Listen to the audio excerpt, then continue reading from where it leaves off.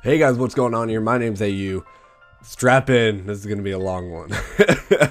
Let me get a quick guideline before I hop into this Night of Champions 2015 review. I had a lot of expectations. I was super duper excited for this pay-per-view. Probably the most excited I've been in a long time. Not just because of Sting, just because of all the circumstances and all these matches, the Dudley Boys, you know, Owens getting a shot, the mystery guy, all these crazy things. Put down in the comment section down below if you want to see more reviews like this. You don't have to do it right away. Maybe I have to explain it more, maybe convince you that, hey, maybe you want, I don't know. I don't know how these things work. Anyway, so I'm going to give, just in case you guys don't know the matches, the circumstances, you know, I'll give a little bit of background, but not too long, but then I'll jump into each match, talking about them, my thoughts, what happened, blah, blah, blah. Take a deep breath. This is gonna be a long one. Okay, so we had the pre-show with Neville and Lucha Dragons versus the Cosmic Wasteland. I missed a lot of this just because of the fact that it was a pre-show, and I totally forgot that this was gonna be the pre-show. Don't know any really backgrounds. I just know Neville and Stardust have just been feuding a lot lately, and then Neville brought in the Lucha Dragons, and then Stardust got his new homeboys. I don't know, they're from, yeah, the Cosmic Wasteland or something like that. Reason why I'm going to be breathing a lot, because I'm sick, and it takes a lot of energy just to speak. So I'm going to be breathing away from the mic, so it's going to be a lot of pauses in between my talk. Anyway, let's get to it. So, wow, Neville, I'm just watching this, and he put it out there. Like, he's gonna be a star, and he's just insane in there. I haven't seen people, like, you know, of course his gimmick is, you know, the whatever, something gravity forgot, I don't even know, but he really performed well. I was surprised. He needs to get his mic skills up. A lot of people, all these new guys do, except for Owens. I think he's stellar. But they really need to work on their mic skills. Other than that, their in-ring performance is excellent. Oh my goodness, they are fantastic. I kind of figured that the Cosmic Wasteland would win this just to continue on the feud between Neville and Stardust. So this feud is going to go on to a little bit till they can fit in Neville into a bigger scene, but right now they're just going to have him facing Stardust for a little bit in the next fight, which I really wish this was later in the card, but this is the opening match of Night of Champions.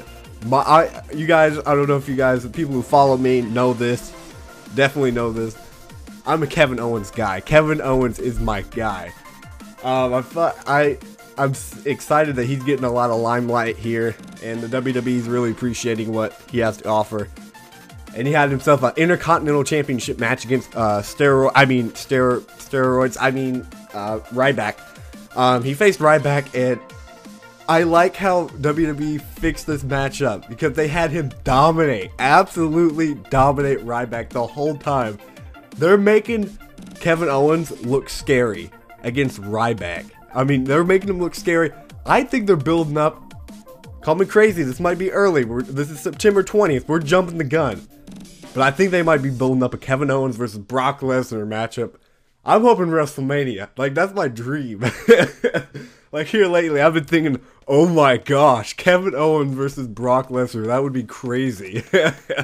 But, to the fight, Ryback really just got his crap beaten out of him like the whole time. He, you know, fight back every now and then, boom, right back on it.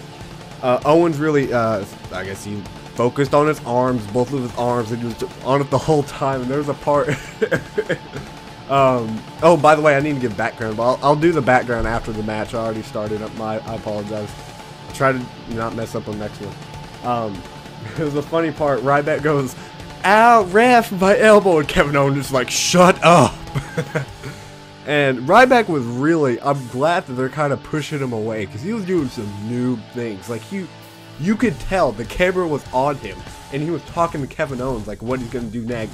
And Owens the whole time was just shaking his head like, shut up. Trying to make sure he knows that he's letting the world see him, talk to him. Like, he's like, what should we do next? He would even, okay, so you can't see me, but he would put his hand above his mouth, just because he thinks everybody's stupid and they wouldn't be able to understand that he's trying to talk to Kevin Owens. Ryback is not a smart guy. I know there's a lot of... I like Ryback, but I'm a Kevin Owens guy, so I'm just going to be bashed on him a lot. So if you guys don't know the feud between Ryback and Kevin Owens, Ryback had a lumberjack match versus Seth Rollins. I don't know, on SmackDown a couple weeks ago. Kevin Owens interfered and cost him the match, and then blah, blah, blah, and then, you know, talking crap. Then Ryback interferes a match with Kevin Owens, but it ends up being a DQ, so Kevin Owens gets the win. And now here we are. It wasn't much of a feud building up, but hey, your boy Kevin Owens, the Intercontinental Champion. I don't know. I like how they built up the fight during the fight. I like how they had Kevin Owens dominate, because I'm a Kevin Owens guy. I'm sorry, you Ryback fans. I know you guys are out there. You guys are hating me right now, but I like how Kevin Owens was beating the man. But then I felt like, as a Kevin Owens fan, this wasn't the right thing to do, but as a fan in general, this was the right thing to do. They had Owens do a roll-up pin at the end, raking the eyes and then rolling him over. I think that's to continue the heel persona that they're building with Kevin Owens. I think it's smart. So I guess I would rather him do a pop-up powerbomb for the finish, but we didn't get to see that. So Kevin Owens is the champ now, and I'm super duper ecstatic to see how his storyline continues. The next match, I almost said the wrong match, but the next match, man, they really put out the big matches at the beginning, which I don't know how I feel about that, but hey, I guess it works out. The next match is the Tag Team Championship match with the Dudleys and the New Day. And the New Day, they're growing on to me. I think they're officially grown on to me. I love the New Day. They had a little, like, save the table petition, like, before the match. Okay, let me do the feud real fast. So they had the feud was going on. The Dudleys came back and they're like, we want our 10th title. And that's pretty much it. They've just been kind of beating the crap out of them and talking crap, all that, you know, good Dudley stuff. But here, the big thing was the save the tables the New Day's been doing. Giving out a petition for people to sign to save the tables, to stop the Dudleys from breaking tables. And so they did another kind of short promo before the match about, well, they're like, well, guess who signed our petition? Bill Nye, the science guy. And then our president, Brock, and it was really funny. And then the Dudleys, of course, interrupted them. And then the match started. And wow, I don't know. I don't really remember much about this match. It was just, you know, just a, you know, good old-fashioned tag. Well, not good old-fashioned, just a tag match. You know, the heel, you know, the face does good in the beginning. Then the heel does their thing, and then the face kind of nope, heel does it again. The face kind of does, nope, heel fights again. Then finally it charges up to the big, you know, comeback. You know, the other guy gets tagged in from the face side, and they just wreak havoc. Kind of that. I thought this would be a lot shorter, just because the fact that not last week, but a few days ago on SmackDown, Devon had a matchup against Kofi Kingston, and that lasted like not even a minute. No joke, not even a minute. I'm like, wow, this is gonna be. They don't have much in the tank. How are they supposed to produce a? How are they supposed to produce a solid championship match when they can't? I don't know. But it ended up being a fantastic match. I don't like the ending. No one liked the ending. I just thought WWE took the cheap way out by making it a DQ. The Dudleys win, but it was a DQ. So, are we gonna see more of the Dudleys? I just thought they were just going to have the New Day just win and get rid of the Dudleys. I don't know. But I guess the feud's going to continue. Good for the Dudleys for staying around, but I don't know what they're going to do now. I wanted to see some primetime players get some, you know, some limelight or whatever. But, because they really deserve it. I love the New Day, and I love the primetime players. I think the primetime players need to get some, you know, a little showcase. Maybe they can fight the Usos whenever the Usos come back. So the next fight was Dolph Ziggler versus Rusev, and my gosh, has this freaking feud been going on for like at least like 17 years, I think, or something. I don't even know. I'm not funny whatsoever. Don't even worry about that. Oh boy, so the feud is with Dolph Ziggler and Rusev. It all started, I don't even remember when Summer Rae wasn't even in the picture. It was just Dolph Ziggler versus Rusev with Lana, and then, Lana went to Dolph Ziggler, and then Rusev got Summer Rae, and then Lana beat the crap out of Summer Rae, and then Lana disappeared, and now Ziggler's trying to get Summer Rae. And it was just a weird match. And it was, I know, they should, I don't know. They have such great chemistry, Rusev and Dolph Ziggler. I like their matches. They have really good matches. It's just, we've seen it over and over. It's just been such a long feud. I can't wait for it to be over. But how it was a great match. Good, like I said, they have great chemistry. It's always entertaining with those two. But the ending was, I guess, interesting. Summer Rae was like doing something stupid, doing a Summer Rae thing because everybody hates her. I'm dying. And she did crap, blah blah blah blah blah. She throws one shoe like towards the crowd, and then she grabs her other shoe, and I don't know, it's just the placing was messed up. So I guess she was just throwing it in the ring. I don't know why. Dolph Ziggler was like way away, and she still hit Rusev. Ziggler hits his finisher. 1, 2, 3. Ziggler wins. It was, like I said, good match. The ending's weird. The feud's gonna continue whenever Lana comes back. So unfortunately, this thing's gonna keep going. Summer Rae's probably gonna get beaten the crap out of by Rusev. Gonna go back Attitude Era. Anyway, to the next match. Which I don't even know what. Okay, the Divas Revolution. Gosh dang it. Okay, let's do a little background before I go on my little rant. You'll understand. You'll understand in a second. It's not really a bad rant. I don't know. You'll understand. So the little feud is that not even too long ago, like last week, Charlotte versus Nikki Bella, and whoever won that, like, it was a big deal. It was a humongous deal because if Nikki Bella lost, that means her AJ would keep the longest reign, I believe. And if Charlotte won, she'd obviously win the title. But if Nikki Bella won, her reign would last longer than AJ Lee's. They just never mentioned AJ Lee's name. So then Charlotte wins, but the Bella twins switch. So then Stephanie McMahon's like, okay, Charlotte, you win by disqualification, but you can't win the title by disqualification. So let's just make it happen at Night of Champions. Blah blah blah. So here we are at Night of Champions. WWE with a big middle finger to CM Punk and AJ Lee. Shocker there.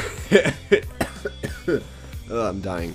But I'm really happy that Charlotte's getting some limelight. I'm gonna say limelight a lot. I don't even know if I'm using that correctly. I'm like so like out of it and tired and sick. But I don't know. Charlotte looks like a wrestler. Like Nikki Bella is like, you know, prissy girl, like, you know, like model, blah blah blah. Charlotte looks like a wrestler, and she performs well. I was surprised watching it. I'm like, oh my gosh, she like knows how to do bull crap. Because most of the time Nikki Bella just did, you know, I don't know, crazy crap. I don't know. Not bashing Nikki Bella. It's just I'm sick and tired of freaking WWE crapping on people, and just because she's banging John Cena, you know. I don't even know anymore. But, so, good for Charlotte for winning. By the way, she wins. She really deserves it. Had a nice moment with her daddy. And then afterwards, they're like an awkward, like, we're gonna party! And Ric Flair's like shaking because he's really old. He's like, woo! Where are we gonna party at? You just have to see it. But it was a good moment. And now here comes the highly anticipated tag 6-man tag team match with the Wyatts, versus Dean Ambrose and Roman Reigns, and the mystery partner. Woo! So let's go background, just in case you don't know what's been going on. Money in the Bank. Roman Reigns was about to get the briefcase, you know, to freaking take down Seth Rollins. Shout out to my boy Seth Rollins. I like him. Believe it or not. He was about to get that briefcase, and then what happened? And Bray Wyatt threw him off the ladder. Sister Abigail'd him. And then the feud started. So now it's the Wyatts versus Reigns. And then Ambrose comes in, and then they just kind of go back and forth for a couple of months. And then they bring in Braun Strowman, this freaking scary ma. Who, whenever I was a kid, I would have had nightmares about this guy. This guy is scary. Like, my gosh. He is freaking scary. So they bring him in. They bring him in, he dominates, and the second they brought him in, I was like, crap, this feud's gonna go on for even longer. But then I thought, well, they brought him in at the beginning of the month, so maybe, just maybe, that the feud would end at Night of Champions. But anyway, let's get to the match. The mystery partner ended up being, I did not know whatsoever. Like, it totally shocked me. I had no idea. Chris Jericho coming out, and I was just like mind blown. It makes more sense bringing in Samoa Joe, but Chris Jericho, since he had a feud with not Wyatt, but Bray Wyatt last year, it makes sense that they brought him in. But holy crap, I was looking for an NXT guy, but Chris Jericho does the trick, even though he's not. They need okay. I like Chris Jericho. I like the shock value, but I think they should have brought him in at something else, not for this. They really need to bring in a big scary guy, not a big scary guy, but a bigger guy to go up against Braun Strowman. I thought Samoa Joe was perfect for that, but I don't know. They just didn't bring him in.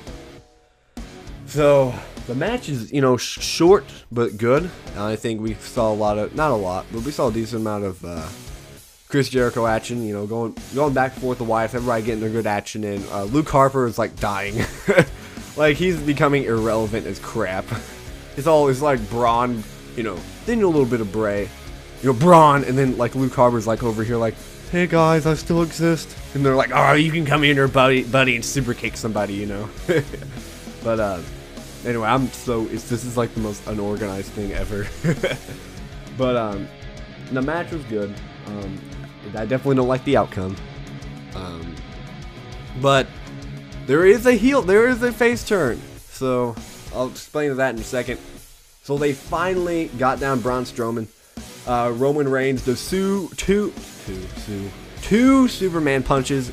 The second one was nice. He got it charged up and everything, and he was getting ready for the spear. He spears him. He's finally down with the help of Ambrose, because Ambrose did a crossbody on him. Not crossbody, but just pretty much just tackled him from the top rope. And then Roman Reigns speared him.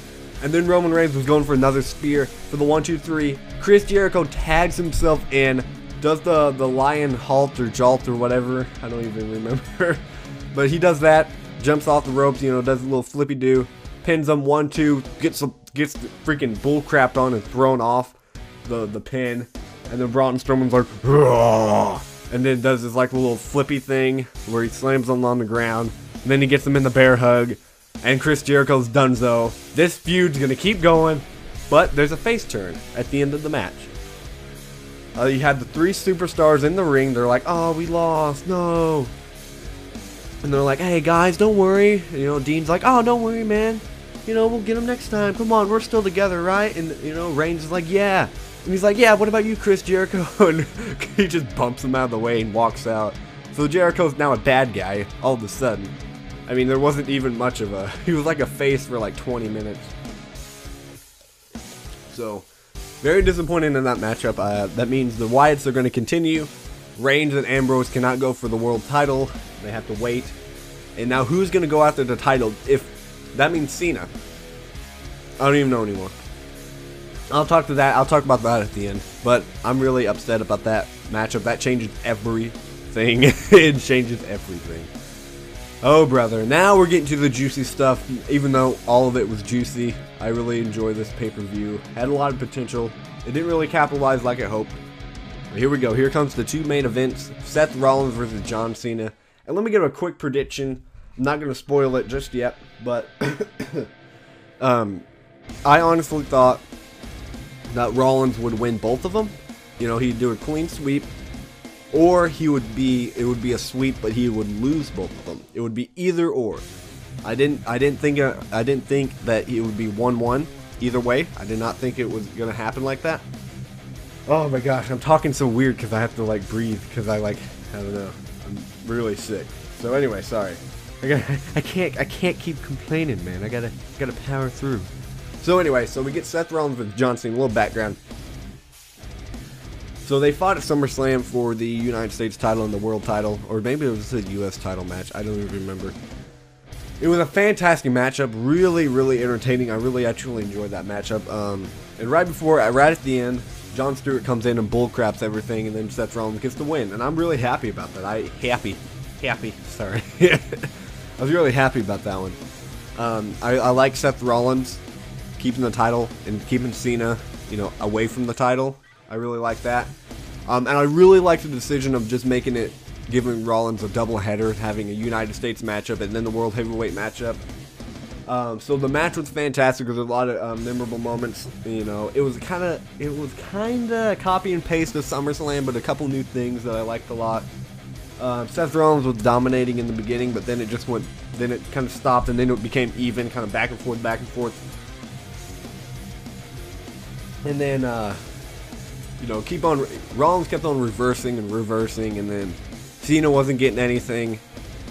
Well, he wasn't getting any of his big moves, of course. You know, well, not of course, but he just wasn't getting any of his big moves. And then finally, he snuck in a leg drop from the top rope, and then he AAs him. The matchup's over. Cena wins the title. And then I'm like, oh, so that means Sting's gonna win? You know, because my prediction was like, oh, okay, then Seth Rollins, if he loses the first one, he's gonna lose the second one. So I thought, well, okay, he's gonna beat Sting. So here we go, Seth Rollins versus Sting. A little bit of background. Actually, let's jump back to Cena. No, we'll say that. We'll say that for the end. If you guys want to stay around for my championship talk. Alright, so Seth Rollins versus Sting. There's a statue that was supposed to be for Seth Rollins after he won both of the titles, the U.S. and the World Heavyweight. There's supposed to be a statue. Nope, it's Sting. Sting beats the crap out of him. And then Sting's like, I want a title shot, and Triple H is like, you got it, buddy. So Sting gets his title shot, and then, you know, Sting stole the statue of Seth Rollins that was supposed to be given to him, crushes it in a trash truck. And the reason why I mentioned this, just because he was the Joker Sting, and I really like the Joker Sting, just because I like his face. His face is, he has the perfect Joker face, and I really, really like it. So that's why I included that little part. So now we're finally making to the big matchup, the big main event, Seth Rollins versus Sting. I was in and out on this as I was doing things. But, oh, it was a good matchup. Sting was doing his thing, though. He's like a 56-year-old man, and he is doing his thing.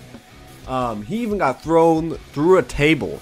Like, pushed. He was pushed. But he was thrown through a table. I was like, whoa. And he badonkadonk his head off of the monitor. And I'm like, whoa. And then his like arm was all bruised up. I'm like, whoa. He's still doing stuff. You know, and he was just doing his thing. And then, like, after he took some big hits from, you know, Rollins, you know, he's, you know, like, oh, I'm tired. And then he just collapsed. And I'm like, and I want to say that it's legit that he actually collapsed, because I feel like it wasn't, you know, I don't feel like that was in the story that he was supposed to, not the story, but whatever, that he was supposed to collapse. I think he just collapsed. And then they're like, oh crap. So Seth Rollins does a good improvising, I think, if he actually collapsed and it wasn't scripted.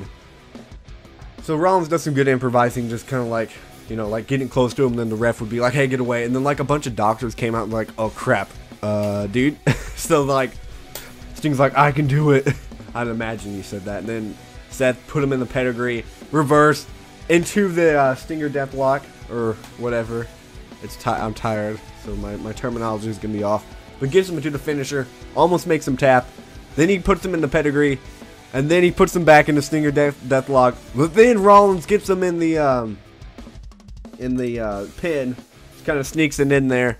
I think I saw that like Ring of Honor before, that pin. Like he was in the Stinger Deathlock, then he brought him into a rollover, and then he pinned him 1, 2, 3. Sting lost, Rollins won, and everybody's like, oh, okay. And not everybody. I was like, what? Because it went 1-1. And I did not predict that going 1-1. But I predicted the unpredicted. I think that's why. And WWE went really, really plain. Because they're like, well, we got to give Cena back the title. He just can't, he has to have a title. He can't have a title He just can't be naked like that. Come on, man. He just can't be naked. So they went with that approach. And, of course, Sting, Sting couldn't hold on to that title, especially if he actually collapsed. It just would have been maybe another Brock Lesnar where it just would have been no title and just... But, I don't know. Sting put up a great performance. I don't think he's done with the WWE.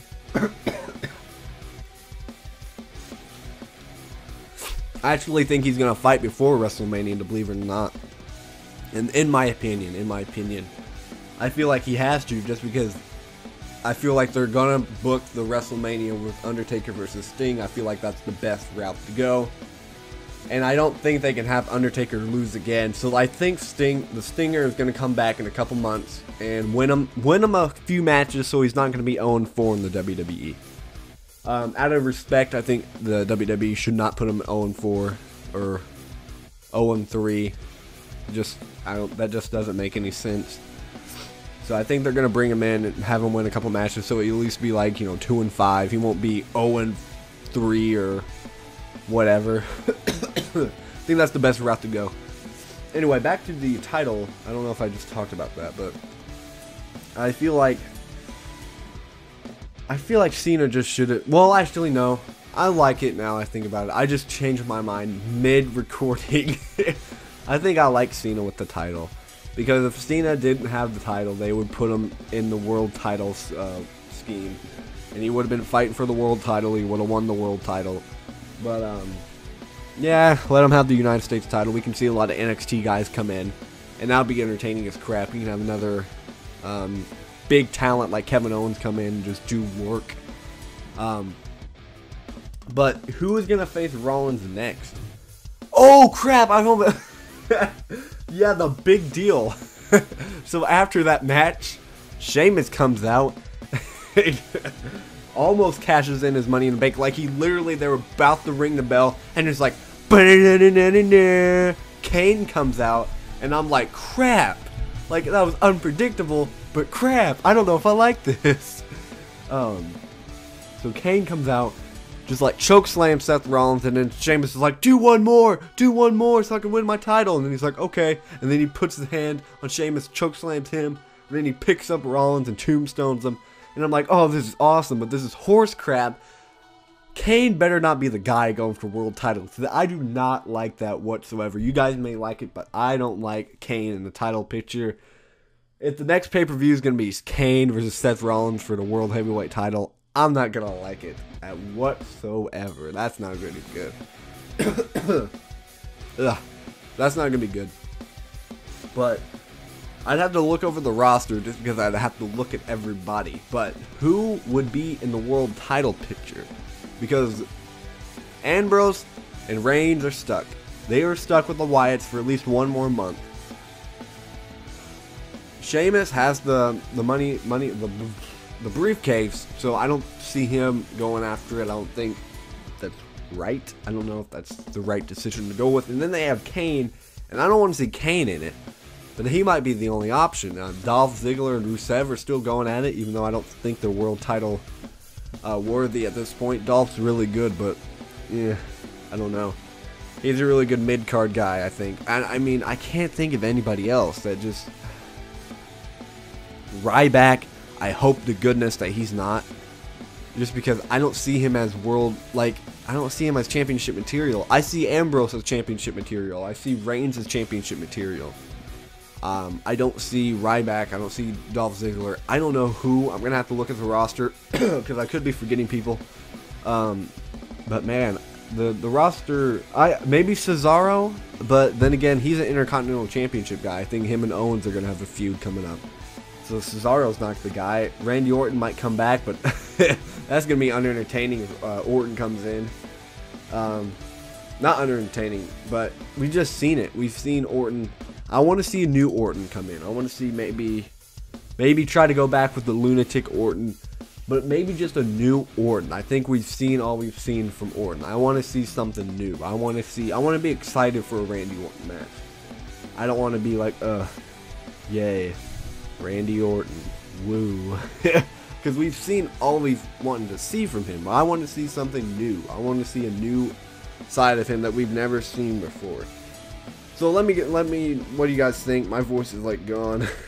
Solid 30 minutes, not even that bad. I don't know. If you guys want me to do a Raw recap or a SmackDown recap in the future, let me know. I'm gonna go before I die, because I'm like aching now.